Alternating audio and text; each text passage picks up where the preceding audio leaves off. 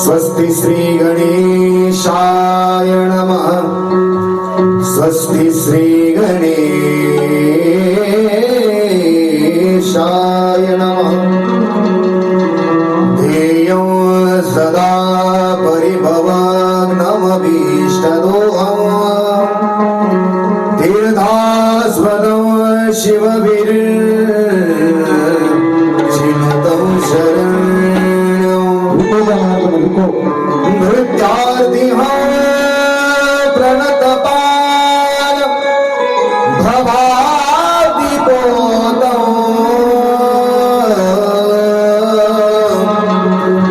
वन्दे महापुरुष ते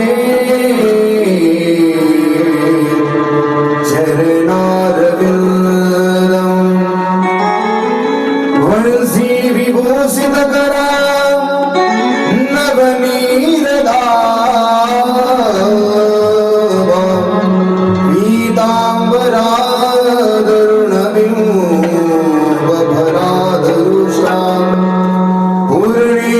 सुंदर मुखादरविंद नेत्रा कृष्णाद्वरो किमपि तत्त्वमहं न जाने नारायणं नमस्कृत्य नरं चैव नरोत्तमं देवीं सरस्वतीं व्यासं ततो जयमुदीरये नागेन्द्रहाराय त्रिलोचनाय भस्माङ्गरागाय महेश्वराय नित्याय शुद्धाय दिगम्बराय तस्मै नकाराय नमः शिवाय कर्पूरगौरं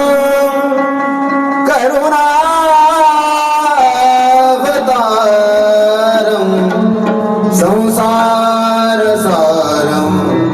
भुजगेन्द्रहारं सदा वसन्तं हृदयारविन्दे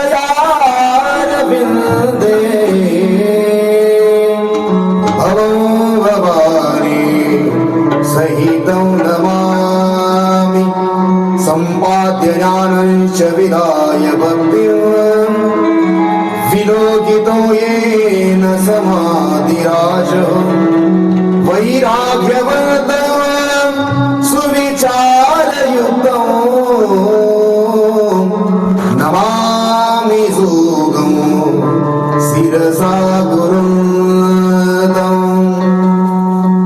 आहिये हनुमन्त विराजिये कथाकरा मति अनुसार प्रेम सहित गादीधरो पधारिये पवन कुमार उमापति महादेव की शंकर भगवान श्री भगवान की अवधूत चिंतन श्री गुरुदेव दत्तात्रेय भगवान की संत सेवालाल महाराज की श्री जगदीश की नमः पार्वती पतये हर हर महादेव।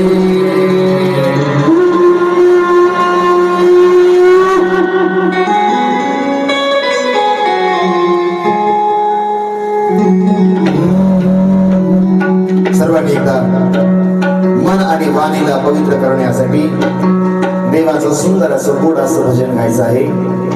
कोणीही आळस करायचा नाही.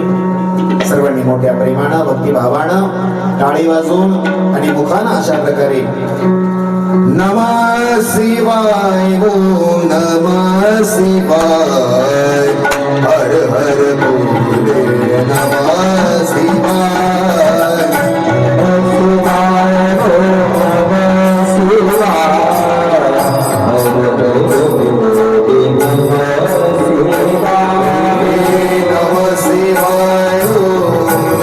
शिवाय, हर हर भोले नमः शिवाय।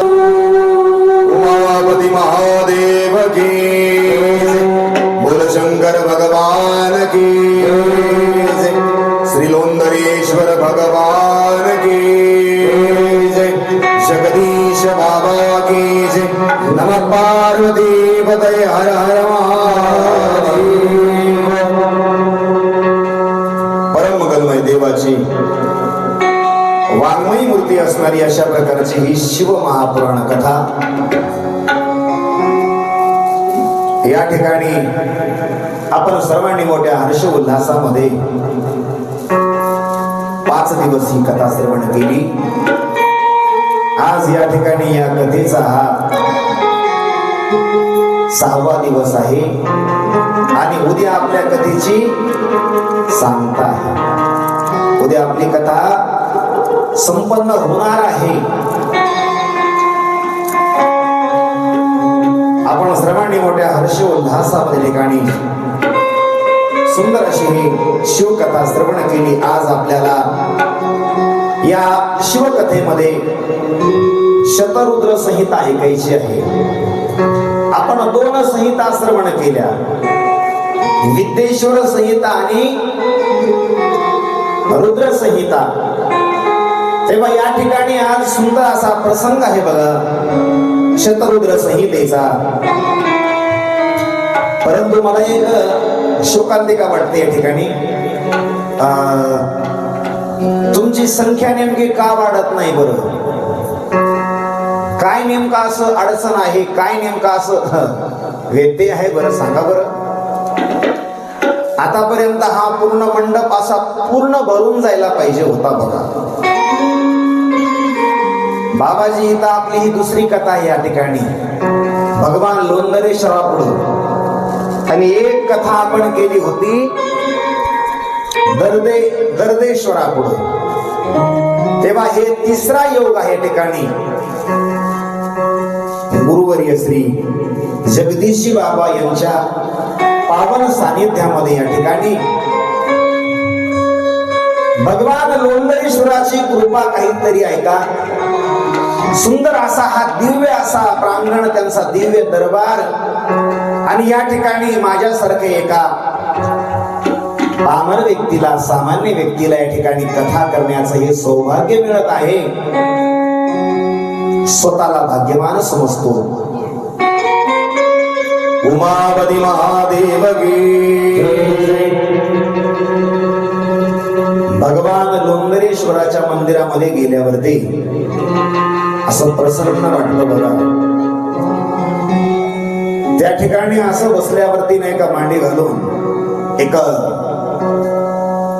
नवीन एक अलग अशा प्रकारची प्रचिती येते अंतःकरणाला। एक असं एक दिव्य, आपण असं एक अद्भुत जागेवरती बसलेलो आहोत। त्या ठिकाणी त्या तीर्थाचा महिमान आहे, त्या ठिकाणी ते देवालय आहे, त्याला शिवालय शब्द आहे बघा। दिव्यता, पवित्रता, मांगल्य हे त्या ठिकाणी राहतं नाही का। शिवालयाच्या ठिकाणी शिव आलय शब्दाचा अर्थ होतो, आलय म्हणजे घर, राहण्याचं ठिकाण। भगवान शंकर ज्या ठिकाणी वास्तव्य करतात, ज्या ठिकाणी परमात्मा राहतो त्याला शिवालय असं म्हणतात बघा।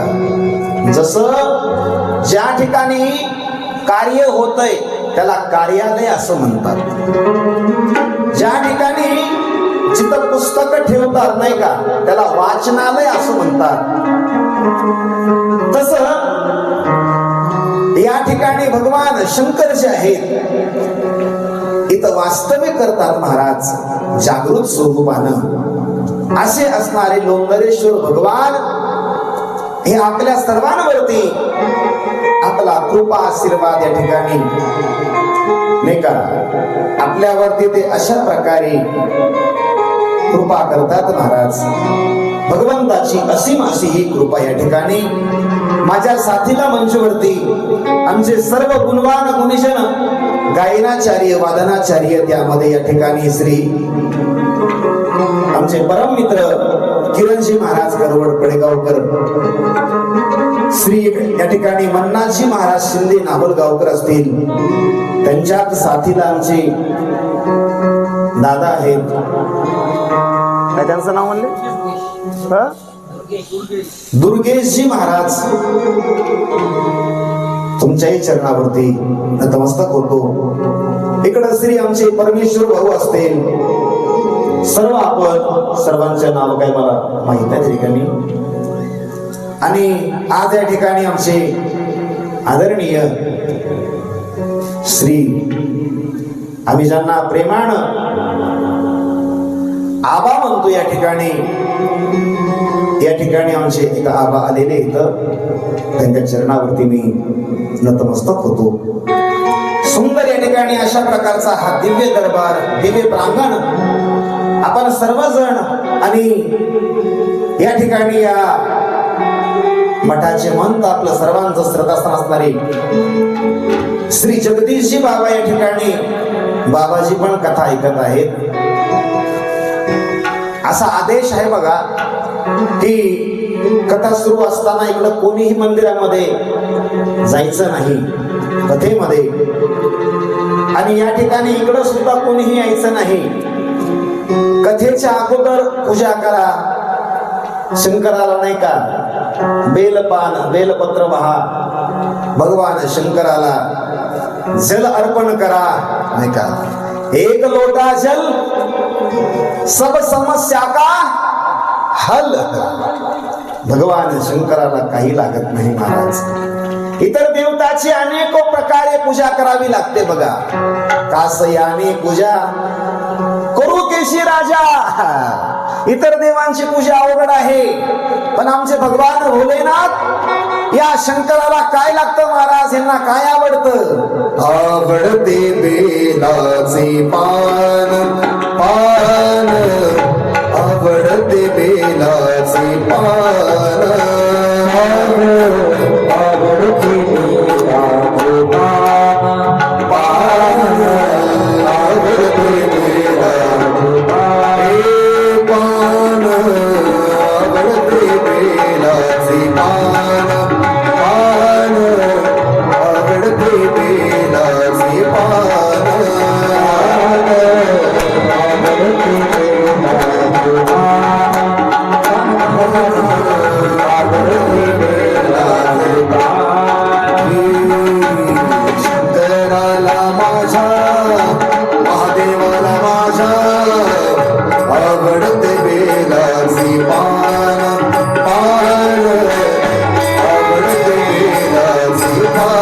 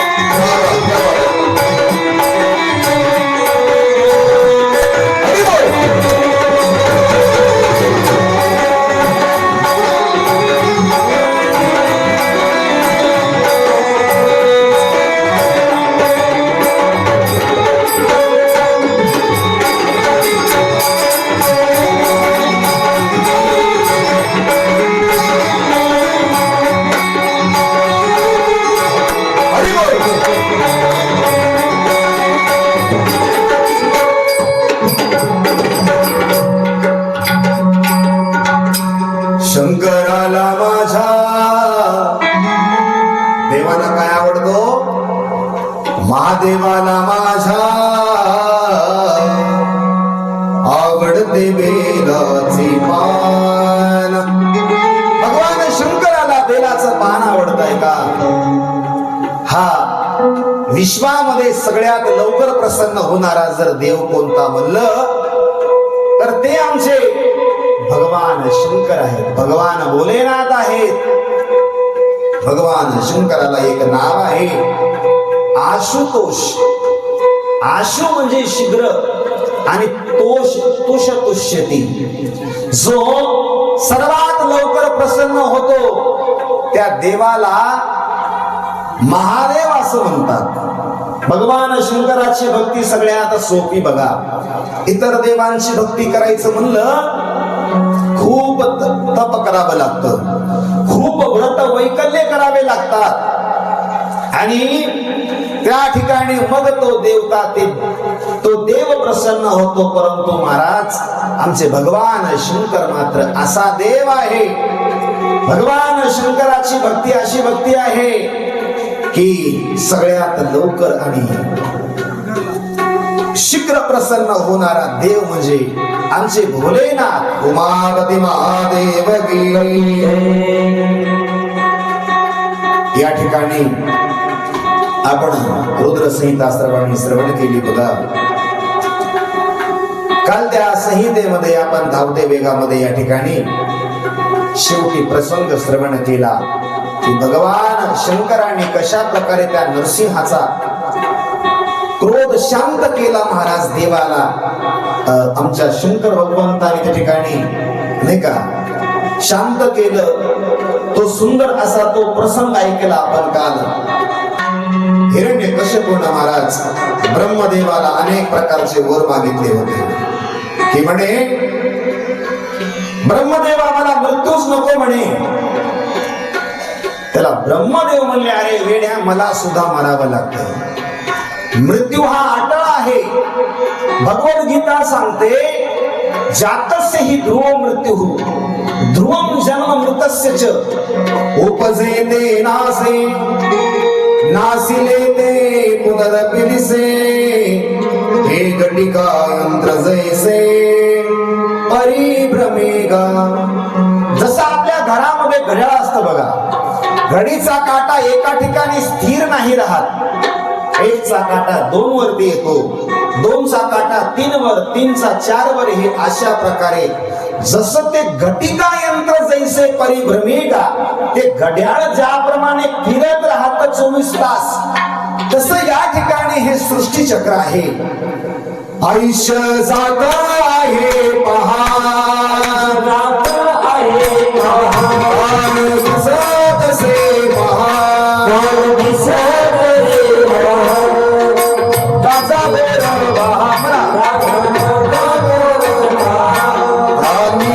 श्री हरीचा श्री हरीचा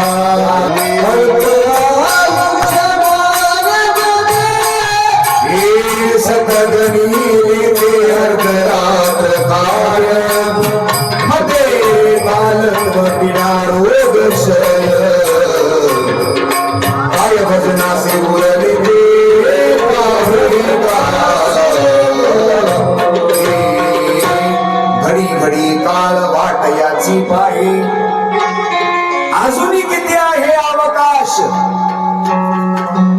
तुम्ही भजन करा किंवा नाही करा, तुम्ही देवाचं नाव घेऊ नका. तुमच्या करता काळ थांबत नाही, तुमच्या करता वेळ थांबत नाही. जीवनातला एक एक क्षण महत्वाचा आहे.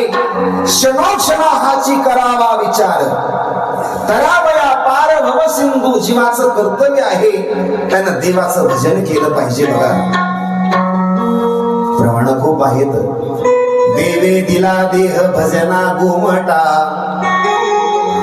दिले इंद्रिय हात पाय कान, डोळे मुखा बोलाया वचन, जिने तू जोडसी नारायण, नासे जीवापणा भगवान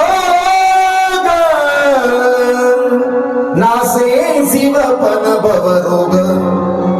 देवानं आपल्याला सुंदर असा हा नरदेह दिलाय का. नरदेह दुर्लभ जाणा शतवर्षाची गणना, त्यामध्ये दुःख यातना तुम्ही आठवा मधुसूदना. या माईचा थोडा विभो कमी करा भाऊ, याचा आवाज असा स्पष्ट करा, सर्वांना आवाज जावं. उमापती महादेव की जय, बोल शंकर भगवान की जय, नमः पार्वती पतये हर हर महादेव. देवानं आपल्याला सुंदर असा हा देह दिलाय का. याचा उद्देश काय आहे, आपण त्याचं भजन करावं. थोडा आवाज द्या माईकला. आणि महाराज अनेको देहांमध्ये बाबाजी असा एक श्लोक येतो भागवत कथेमध्ये, सृष्ट्वा पुराणी विविधान्य जयात्मशक्त्या वृक्षान सरीसृप पशून खगदंश मत्स्यान तैस्तैर कुष्ठ हृदय पुरुषं विधाय ब्रह्मावलोकधिषणो मुदमाप देवः. देवानं म्हणतात सर्व देह उत्पन्न केले. भगवंताने हा मानवी देह हा सर्वात शेवटला उत्पन्न केला. बघा देवानं अनेक प्रकारचे देह उत्पन्न केले, परंतु म्हणतात ते त्याला ओळखायलाच तयार नाही त्या देवाला. आता जेव्हा जन्म देणाऱ्या बापाला जर मुलगा ओळखत नाही तर त्या बापाला आनंद होईल का दुःख होईल सांगा. काय होईल हो, त्याला दुःख होईल का नाही त्या वडिलाला. तसं भगवंताने अनेक देह उत्पन्न केले, 2 पायाचे, 4 पायाचे, 6 पायाचे, अनंत पायाचे. आता 2 पायाच्या मध्ये कोण येत, तुम्ही. आपल्याला किती पाय आहेत, 2 पाय आहेत माणसाला. 2 हात, 2 पाय, नवद्वारे पुरे देही. या देहाला 9 द्वार आहेत म्हणतात आपल्या ह्या. हे नासिका, 2 कान, हे अशा प्रकारे मुख, 9 प्रकारचे द्वार आहेत ह्या देहाला, मानवी देहाला.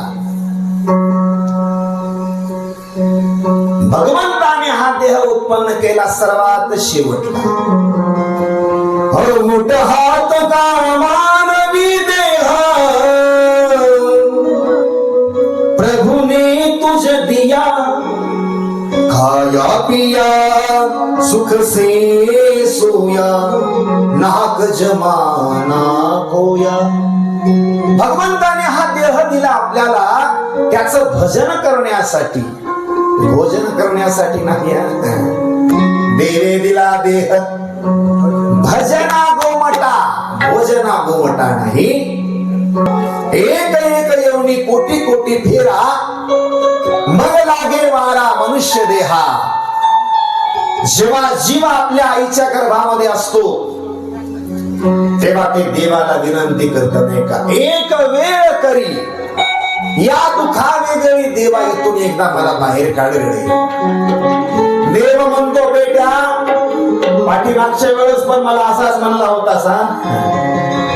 हा म्हणतो नाही नाही देवा, आता या वेळेस मात्र तुझं भजन करीन बर का. त्याला देव म्हणतो बाहेर गेल्यावरती, ह्या विश्वामध्ये गेल्यावरती तू काय करशील नेमकं. 8वीन पाय हा माझा नवस. आणि भजन कसं करशील, 1 घंटा, 2 घंटा, 3 घंटा, 4 घंटा, रात्र आणि दिवस पांडुरंगा. रात्र आणि दिवस अशा प्रकारे देवा तुझं भजन करीन म्हणे. आणि महाराज एकदा का ते लेकरू जन्माला आलं, त्याच्या तोंडातून पहिला शब्द काय बाहेर पडतो सांगा बरं महिला मंडळ, काय पडतो बोला की. झोपले काय तुम्ही, काय म्हणतात ते, कव्हा. कव्हा कव्हा म्हणजे कधी म्हणलो मी, असं कधी वचन दिलं तुला नाही का. आई रे बेईमान दुनिया, आई रे बेईमान दुनिया, आई रे. अशा प्रकारे ते महाराज त्या ठिकाणी ते आपलं वचन, आपण दिलेलं जे वचन आहे देवाला, ते विसरून जातं बघा जीव. आणि मग आमचे संत म्हणतात 184 न सुगे फेरा, गर्भवासी यातना थोरा, येवनी पडसी संदेह पुरा, ओळसा थोर माया जाणी. देवाना हा देह दिला आपल्याला त्याचं भजन करण्यासाठी, आणि जीवाचा उद्धार फक्त याच देहामध्ये होतो, या मानवी देहामध्ये, या मानवी शरीरामध्ये. दुसरा देह नाही कोणताच उद्धार करून घेण्यासाठी, नाही का, हा एकमेव देह. या देहामध्ये माणसानं चांगलं वागलं पाहिजे, चांगलं बोललं पाहिजे. बाबाजी शास्त्र सांगतं सत्यम ब्रूयात प्रियम ब्रूयात न ब्रूयात सत्यम प्रियम. शास्त्र सांगतं माणसानं कधी खोटं बोलू नाही. ऐका, खोटं बोलणाऱ्या माणसाच्या वाणीमध्ये तप नसतं बरं का. त्या व्यक्तीनं बोलल्याला कधी खरं होत नाही. बोलणं कसं असलं पाहिजे, साच आणि मवाड, मितले आणि रसाळ, शब्द जैसे कल्लोळ अमृताचे, मुखी अमृत ऐसे बोले,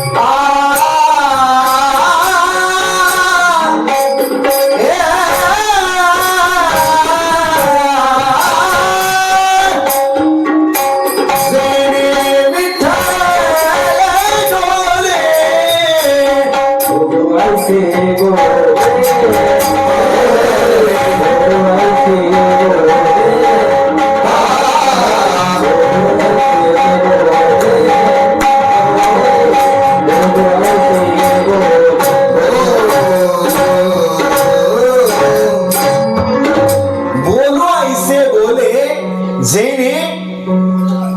विठ्ठल डोली, ज्यानं भगवान परमात्मा सुद्धा डोलावा, असं माणसाने गोड बोललं पाहिजे.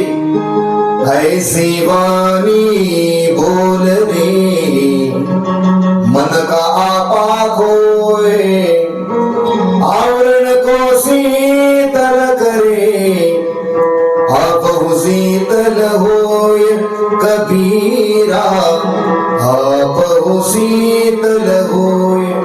असं गोड, असं मधुर, असं बोललं पाहिजे माणसानं बघा. आणि हे पहा, जे माणसं जास्त बोलतात ना ते आतून बाहेरून मोकळे बरं का. जे माणसं जास्त बोलतात बाबाजी ते आतून बाहेरून असे फ्री माणसं. पण जे कमी बोलतात तिथं मात्र धोका असतो बरं का. त्याला आपल्याकडे एक शब्द आहे बघा, त्याला आपण काय म्हणतो, आतल्या गाठीचा असं म्हणतो का नाही. कमी बोलणाऱ्या माणसापासून सावध राहा, कधी कसा घात करतील महाराज. माणसानं असं मोकळा असं बोललं पाहिजे नाही का. सर्वांग निर्मळ चित्त जैसे गंगाजळ, गंगाजळ जशाप्रमाणे वाहत, गंगेचं पाणी जसं खळखळ खळखळ खळखळ वाहत, तसं माणसानं जीवन जगलं पाहिजे. जीवन हे 4 दिवसाचं आहे, जास्त दिवसाचं नाही. ऐका, सुंदर या ठिकाणी आपण काल सर्वांनी कथा ऐकली. हिरण्यकशिपूने तपश्चर्या केली, याला ब्रह्मदेव प्रसन्न झाले आणि यांना ब्रह्मदेवाकडे नाना प्रकारचे वर मागितले बघा. यानं वर मागितला पहिला, मला माणसाकडून मरण नको. ब्रह्मदेव म्हणले तथास्तु. यानं पुढे वर मागितला, म्हणे मला सजीवाकडून मरण नको, निर्जीवाकडून मरण नको, म्हणे पक्षाकडून नको, पशुकडून नको, दिवसा नको, रात्री नको, 12 महिन्यामध्ये नको म्हणे ब्रह्मदेवा.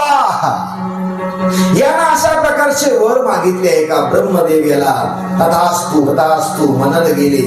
आणि पुढे आपण सर्वांनी सुंदर अशी कथा ऐकली त्या भक्त प्रल्हादाची, आणि त्याच्यामध्ये नरसिंह भगवंताने असा उद्धार केला. ऐका, उमापती महादेव की.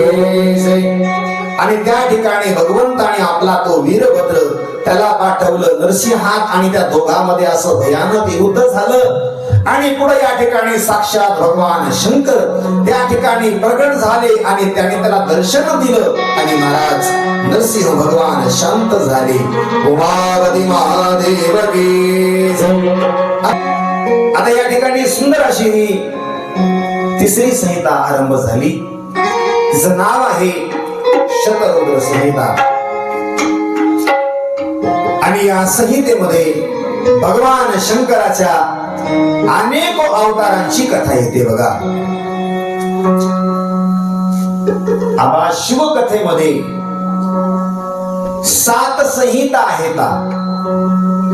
पहिली आहे विद्येश्वर संहिता, दुसरी आहे रुद्र संहिता, तिसरी आहे शतरुद्र संहिता, चौथी आहे कोटिरुद्र संहिता, आणि याच ठिकाणी पुढे वायव्य संहिता, उमा संहिता, हे अशा प्रकारचे ह्या पुढे संहिता आहेत या कथेमध्ये. आता आपण ऐकणार आहात 3य संहिता या ठिकाणी. आणि उद्या महान पर्व काळ आहे महाशिवरात्रीचा. उद्या आपण पूर्ण दिवस भगवंताच्या नामस्मरणामध्ये व्यतीत केला पाहिजे. उद्याच्या दिवसाला शास्त्रामध्ये अनन्य असाधारण अशा प्रकारचं महत्व आहे बघा. उमापती महादेव की जय. या संहितेमध्ये या ठिकाणी भगवान शंकराच्या अवतारांची कथा येते. सुंदर असा संवाद सुरू आहे. शंकादिकांचा आणि व्यासांचा संवाद सुरू आहे. नारद ब्रह्मदेव हा संवाद सुरू आहे. आणि प्रयाग क्षेत्रामध्ये सुत शौनक संवाद सुरू आहे. ऐका, या ठिकाणी शंकादिकांनी प्रश्न केला भगवान वेदव्यासांना, महाराज भगवान शंकरांनी अर्धनारी नटेश्वराचं रूप का धारण केलं होतं. आणि मग भगवान वेदव्यास सुंदर अशी ती कथा सांगू लागली आहे का. भगवान परमात्मा हा निर्गुण निराकार आहे. रंग नाही, रूप नाही, नाही वर्ण छाया, निराकार निर्गुण तूच रघुराया. भगवान परमात्मा हा अव्यक्त आहे. अव्यक्त ते आकारले, रूपा आले गुणवंत. परमात्मा हा अव्यक्त आहे, त्याला कसलंही रूप नाही, त्याला कोणताही रंग नाही. आणि या ठिकाणी महाराज जो निर्गुण होता असा परमात्मा त्याच्या भक्तांनी महाराज त्याचं भजन केलं म्हणतात. पहिले कोठेच नव्हते काही, चंद्र सूर्य तारा नाही, अवघे शून्यच होते पाही, कान्होबा तेरे तेरे ते. मग तेथे एक ढालगज निर्माण झाली आहे का. भगवंतानी त्या मायेचा आश्रय केला आणि जे परमात्मा पूर्वी निर्गुण होता असा परमात्मा त्या भक्तांनी काय केलं, आणि रूपा पडे करुणी खळे हरिदासी. हरिदासांनी खळं केलं म्हणतात. म्हणतात महाराज कोणतं खळं केलं हो? सोयाबीनचं, हरभऱ्याचं, ज्वारीचं, बाजरीचं. इकडं तुमच्याकडं काय पिकत आहे शेतामध्ये? काय कुसळ? काय पिकतो? अच्छा, कापूस पिकतो, तूर पिकते. वा, कापसाचं काही खळ नसतंय बघा, पण तुरीचं मात्र खळ असतंय नाही का.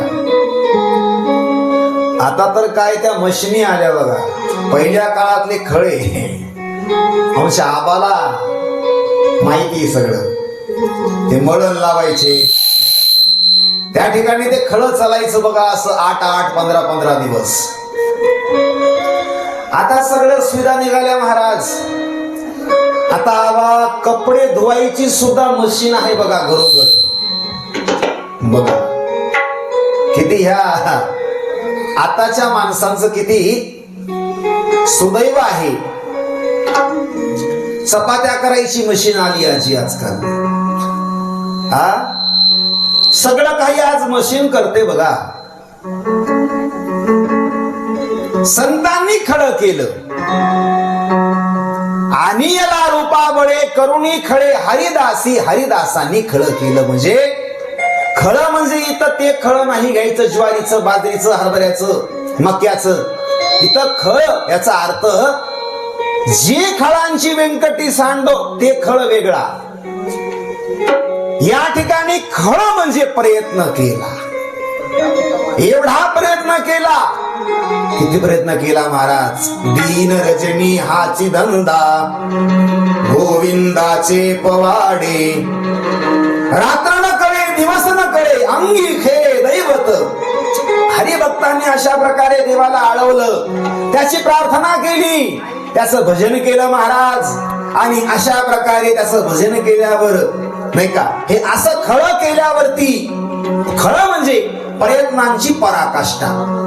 आणि मग या ठिकाणी तो परमात्मा आला. आला नावा रूपा. तुका म्हणे झाला सोपा. तो निर्गुण परमात्मा रूपाला आला आणि ते निर्गुण ब्रह्म सगुण ब्रह्म बनलं बघा.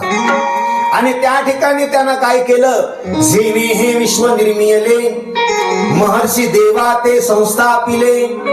21 स्वर्गाते धरिले सत्ता मात्रे आपुलिया. देवाना अशी नाना प्रकारची सृष्टी उत्पन्न केली आहे का.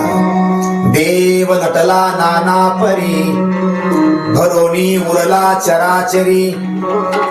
विठ्ठल जडी स्थळी भरला एको अहम बहुश्याम प्रजायैव. तो परमात्मा एकटा राहू शकत नाही. श्रुती सांगते सह एकाकीन रमते. तो परमात्मा एक होता, एकापासून अनेक झाला आहे का. आणि या ठिकाणी भगवंतांनी काय केलं, त्यानं 3 देवाची उत्पत्ती केली. या संहितेमध्ये अशी कथा येते, भगवंतांनी प्रथम ब्रह्मा, विष्णू आणि महेश या तिघाची उत्पत्ती केली महाराज. आणि ह्या तिघाला 3 काम दिले बघा. ब्रह्मदेवाचं काम काय आहे, सृष्टीची उत्पत्ती करणं. विष्णूचं काम काय आहे, या सृष्टीचं पालन करणं. आणि आमचे रुद्र भगवान, भगवान शंकर, त्यांचं काम काय आहे, याचा संहार करणं आहे का. आणि त्या ब्रह्माकृत सृष्टीमध्ये म्हणतात एक वेळेस पुरुषांची संख्या वाढली आणि स्त्रियांची संख्या कमी झाली. मग या ब्रह्मदेवाला प्रश्न पडला, अरे आता कसं करायचं? आणि आबा आजकाल आता पण सध्या तीच परिस्थिती नाही का? 1000 मुलांच्या माग 900 मुली बर का बाबाजी. आता 100चा फरक आहे बघा सध्या. त्या 900ला 900 मिळतील, पण त्या वरल्या 100 काय करायचं हो आता? बोला उमापती महादेव की. आणि त्यांना जर आपण म्हणलं अरे आता चला तुम्ही इकडं आमच्या संग, तुमची लावतो व्यवस्था, चला लोंगदरेश्वरला बाबाकडं, ते इकडे येत नाही. आता हे 100, आता हे सुटले आता असेच.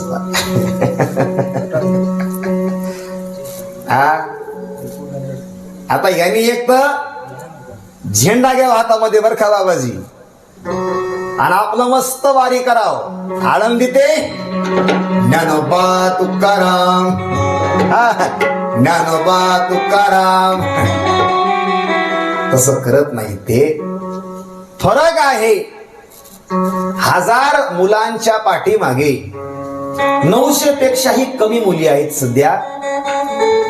एक काळ असा आला की त्या ठिकाणी काय झालं म्हणतात, ह्या ब्रह्माकृत सृष्टीमध्ये स्त्रियांची संख्या अचानकच कमी झाली बघा.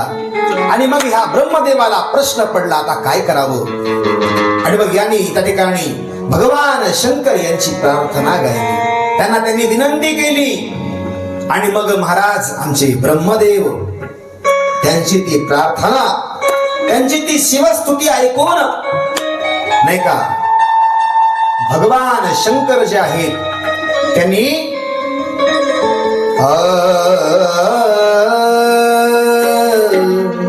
भगवान शंकरांनी महाराज अर्धनारी नटेश्वराचं रूप धारण केलं. बोल अर्धनारी नटेश्वर भगवान की. एक अंग आहे पुरुषाचं आणि एक अंग आहे स्त्रीचं. आणि ब्रह्मदेवापुढे अशा प्रकारे परमात्मा प्रगट झाल्यावरती मग पुरुष अंगापासून पुरुष उत्पन्न झाले आणि स्त्री अंगापासून अनेक स्त्रिया जन्माला आल्या, असं शिवकथा सांगते या ठिकाणी. अर्धनारी नटेश्वर ही एक उपाधीच आहे बघा. भगवंतानं या ठिकाणी हे अशा प्रकारे लीला केली. अब आता हे नावापुढं शास्त्री लावणं, आचार्य लावणं, महाराज लावणं ही पण उपाधीच आहे नाही का. आणि गंमत अशी बघा, आजकाल शास्त्री आचार्य लोकांचा उताला होत. बाबाजी पहिलं कुठं तरी एखादा शास्त्री आढळायचा आपल्याला. परमेश्वर भाऊ शास्त्री म्हणजे कोण? जो ज्यानं सकल शास्त्रांचा अभ्यास केला. 6 शास्त्र आहेत: न्याय, वैशेषिक, सांख्य, योग, 2 प्रकारची मीमांसा, पूर्व आणि उत्तर. आस्तिक 6 दर्शन आहेत आणि नास्तिक 6 दर्शन आहेत. आपल्या धर्मामध्ये 18 पुराण आहेत महाराज. एक श्लोकच आहे बघा, ते मध्वयम भद्वयम नाही का. याच्यामध्ये ते 18 पुराण कोणते कोणते? ब्रह्मवैवर्त पुराण, नारद पुराण, गणेश पुराण, हे अशा प्रकारचे पुराण. गरुड पुराण, श्रीमद भागवत हे महापुराण आहे. बाबाजी महापुराण आणि पुराण ह्याच्यामध्ये फरक आहे बघा. जे पुराण असतं ना ते 5 गोष्टीनं युक्त असतं, त्याचे 5 लक्षणं असतात. आणि जे महापुराण असतं त्याचे 10 लक्षणं सांगितले भागवतामध्ये. अत्र सर्गो विसर्गश्च स्थानभूषणोतयः मन्वन्तरेषां मुक्तिराश्रय सर्ग विसर्ग स्थान पोषण होती मन्वंतर ईशानुकथा निरोध मुक्ती आणि आश्रय असे 10 लक्षण ज्याचे आहेत त्याला महापुराण असं म्हणतात बघा. शास्त्री म्हणजे कोण? ज्याने सकल शास्त्रांचा अभ्यास केला. वेद उपनिषद गीता बृहदारण्य छांदोग्य अशा प्रकारे लघु प्रस्थानत्रय बृहत प्रस्थानत्रय ज्यानं पूर्ण केली त्याला शास्त्री म्हणायचं बघा. आणि महाराज आचार्य कोणाला म्हणायचो? तिकडं ते स्वयंपाक बनवत त्यांना उमापती महादेव के ते आचार्य वेगळा आणि इथले आचार्य वेगळे. आचार्य म्हणजे कोण? आचिनोतीच शास्त्रार्थ माचारी स्थापयत्यपि स्वयं आचरेत यत् आचार्य इति उच्यते.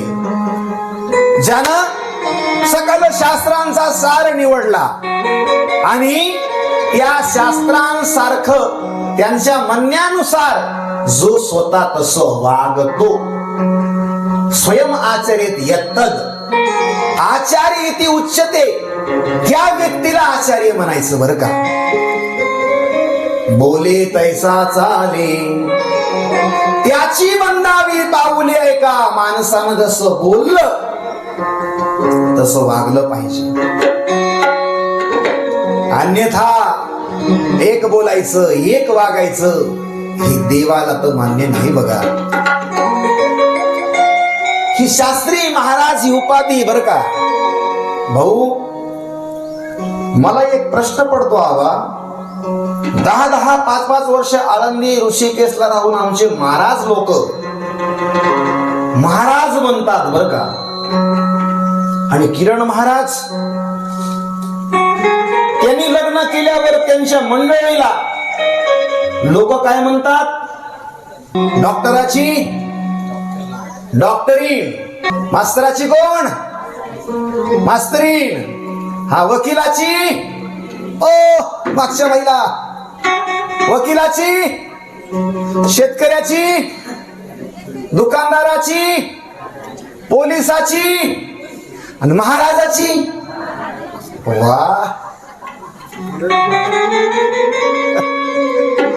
महाराजाची महाराजील महाराजील कुठं जात नाही, कुठं शिकत नाही, तिला कोणतं शास्त्र माहित नाही, कोणता ग्रंथ माहित नाही, हरिपाठ पाठ नाही आणि तिला काय महाराजी.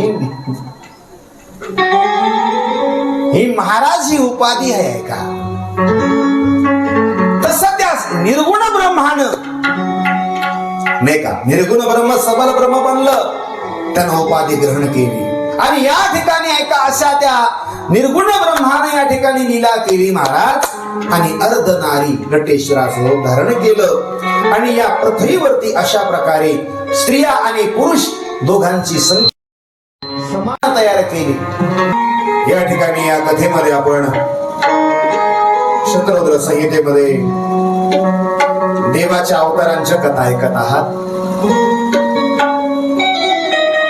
एक वेळेस काय झालं बघा. देवर्षी नारद हे वैकुंठ लोकात गेले म्हणतात. आणि वैकुंठामध्ये नारायण नारायण नारायण असं भजन करत करत करत करत महाराज वैकुंठामध्ये लक्ष्मी माता यांनी दर्शन दिलं. लक्ष्मी म्हणली अरे नारदा इकडं तू कसं येणं केलं आज? तुझे पाय इकडं आमच्या घरी कसे काय आज पडले? आणि मग तेव्हा देवर्षी नारद म्हणू लागले त्या लक्ष्मीला आलो म्हणे असाच. काही काही माणसांच्या येण्याला विशेष असं महत्व असते बघा आबा. आता नारदाचं घरी येणं म्हणजे विशेष आहे का नाही? बरं नारद हे नाव चांगलं का वाईट एकदा सांगा बरं. नारद नाव चांगलं का वाईट? चांगलं आहे. आणि मग सांगा आता आपल्या गावात किती नारद आहेत? हा, 1 2 3 4 किती आहेत? नारद शब्दाचा अर्थ होतो नारद ज्ञानम ददाति इति नारद, जो जीवाला ज्ञान देतो महाराज. आतापर्यंत इतिहास पहा, नारदजी ज्या ज्या व्यक्तीला भेटले त्याचा त्यांनी उद्धारच केला बघा. जयति जगति माया यस्य काया धवस्ते वचन रचन मेकम एवलं चाकलय ध्रुवपदमपि यातो यत्कृपातो ध्रुवोय सकल कुशल पात्रम ब्रह्मपुत्रम नतास्मि. देवर्षी नारदजी महाराज लक्ष्मीला म्हणतात, काय तुम्ही देवांच्या स्त्रिया असून अहो काय तुमचं काही मोठेपण नाही म्हणे. या पृथ्वी लोकामध्ये एक स्त्री आहे,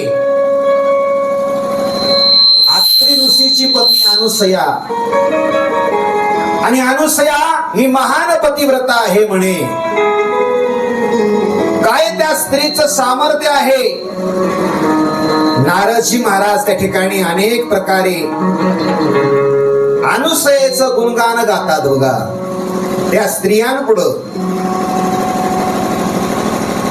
आणि असंय बघा आबा,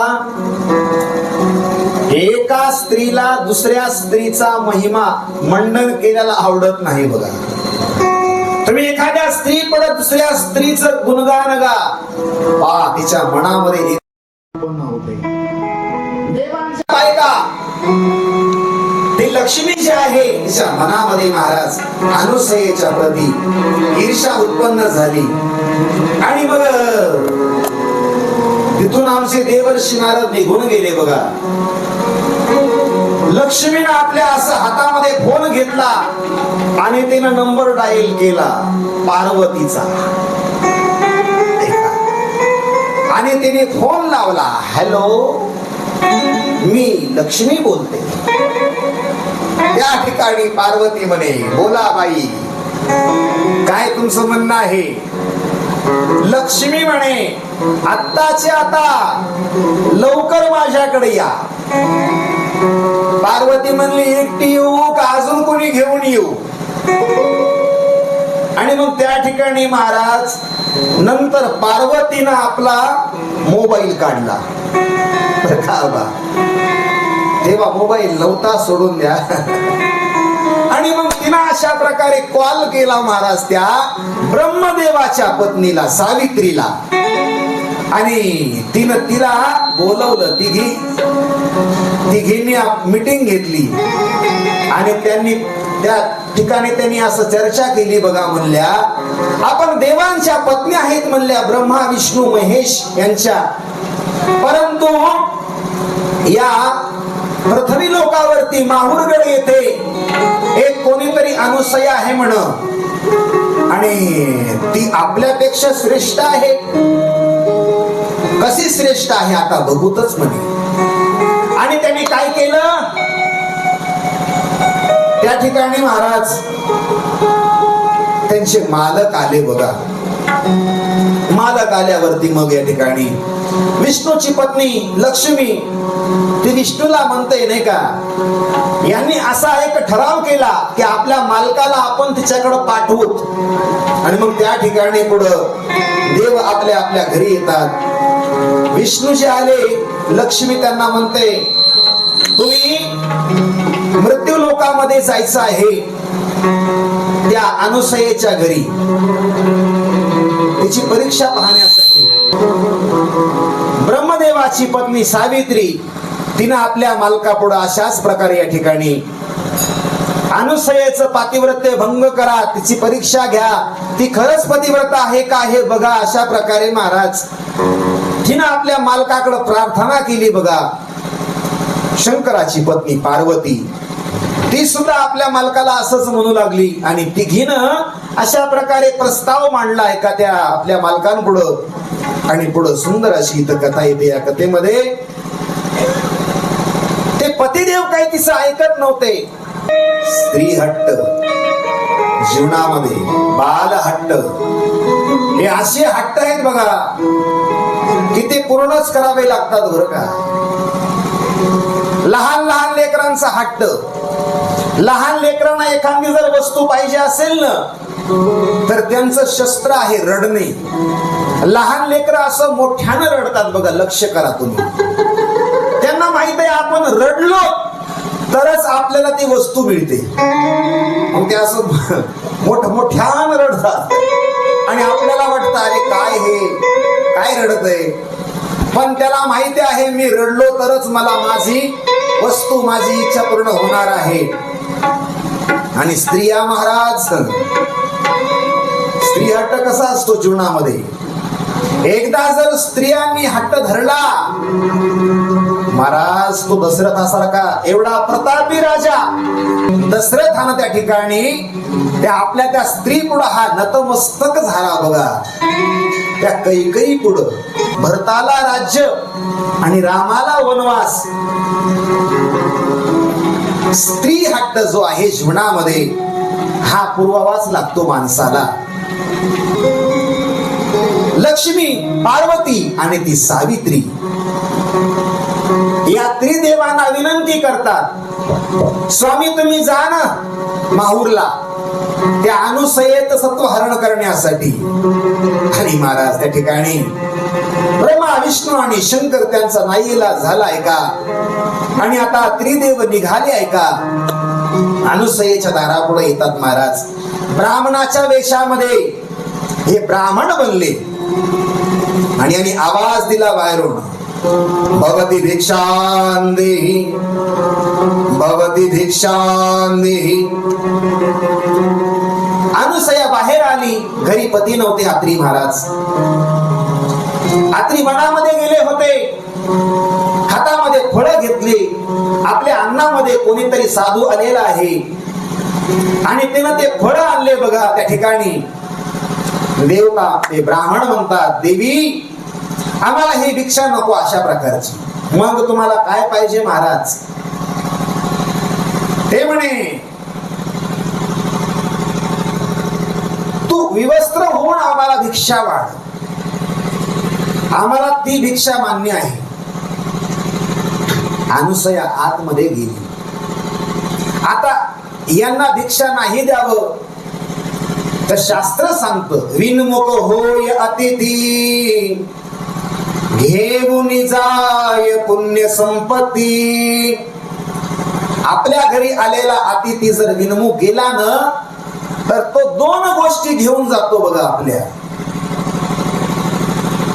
विनमुख होय अतिथी घेऊन जाय पुण्य. तो आपलं पुण्य घेऊन जातो आणि तो आपल्या घरची संपत्ती अदृश्य रूपानं घेऊन जायचं काम करतो बघा. आता यांना रिकाम्या हाताने कसं पाठवावं. आणि मग त्या ठिकाणी ती अनुसया जी आहे तिला प्रश्न पडला आता काय करावं. आत्री महाराजांनी जंगलामध्ये जाते वेळेस असं आपल्या घरामध्ये कमंडलू मध्ये असं पाणी ठेवलं होतं, थोडस जल. आणि मग त्या अनुसयेनं ते जल घेतलं आणि त्या ब्राह्मणांवरती असं शिंपडलं आहे का. आणि काय झालं महाराज, त्याच ठिकाणी हे 3 ब्राह्मण लहान लहान असे बालक बनले बघा. त्या अनुसयेला अत्यंत आनंद झाला नाही का.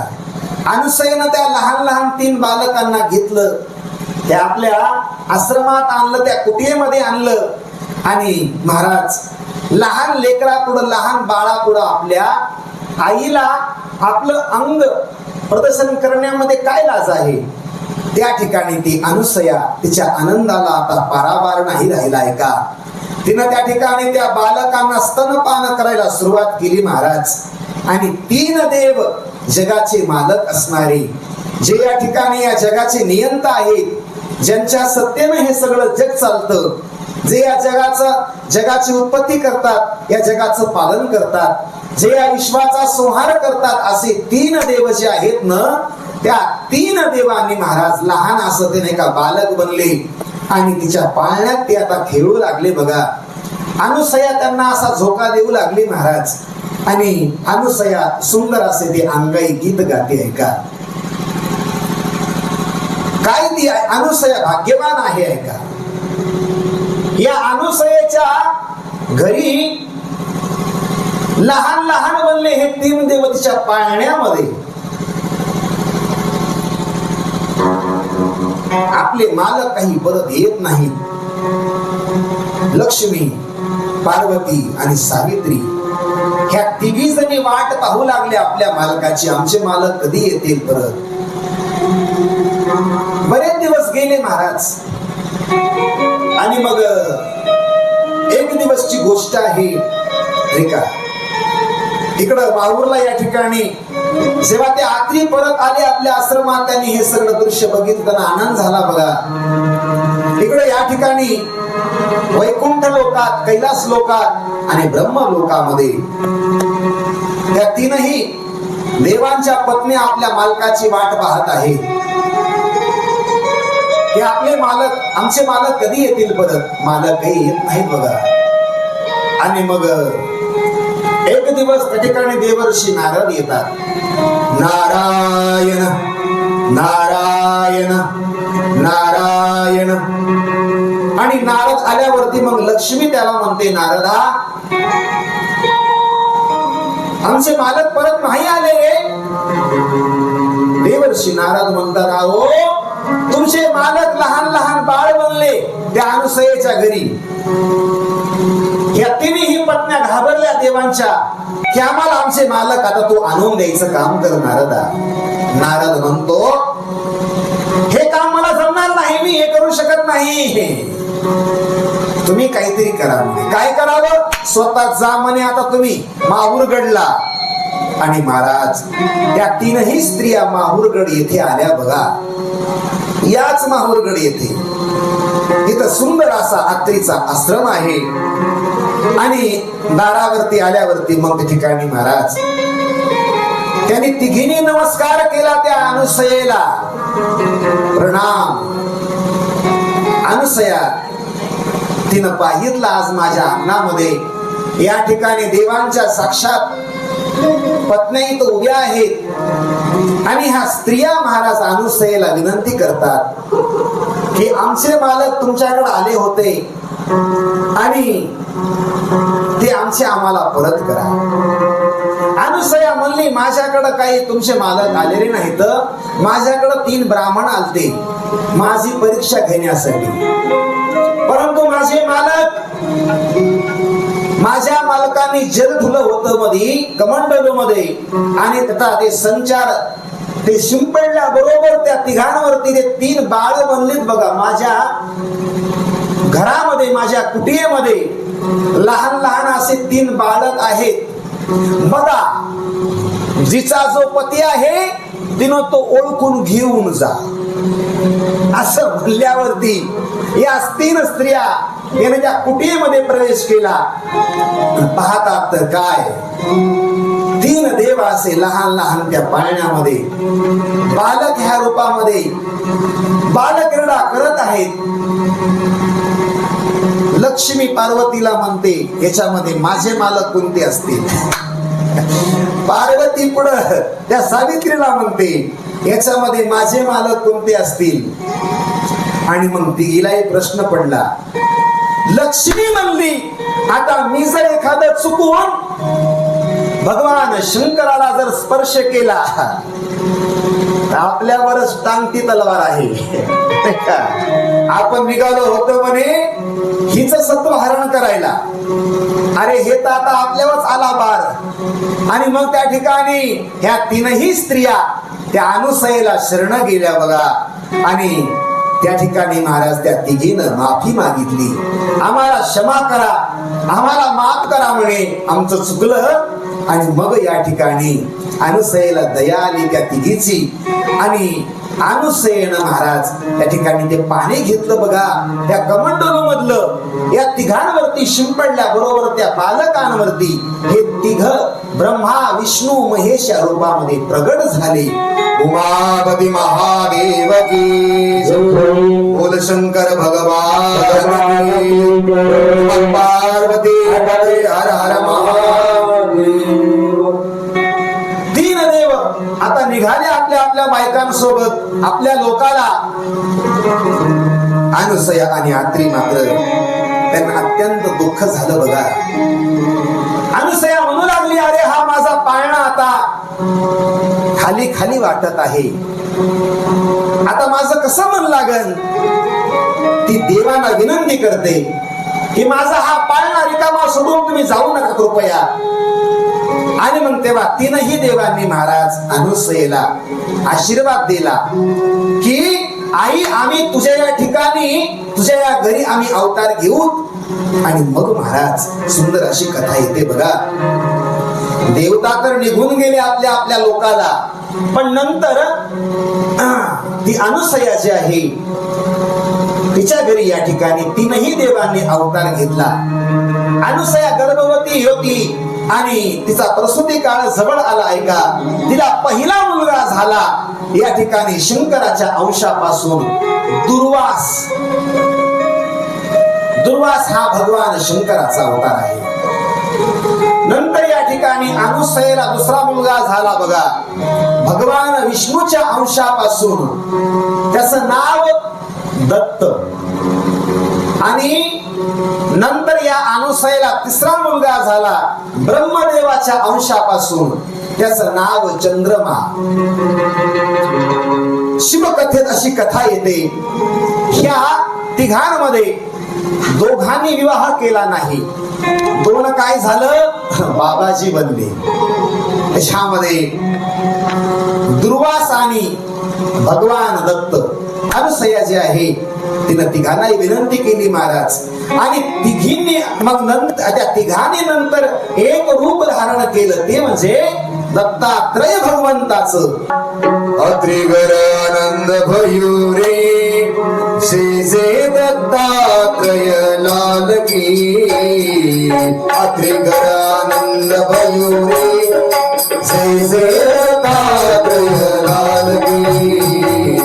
अत्रिगर आनंद भयो रे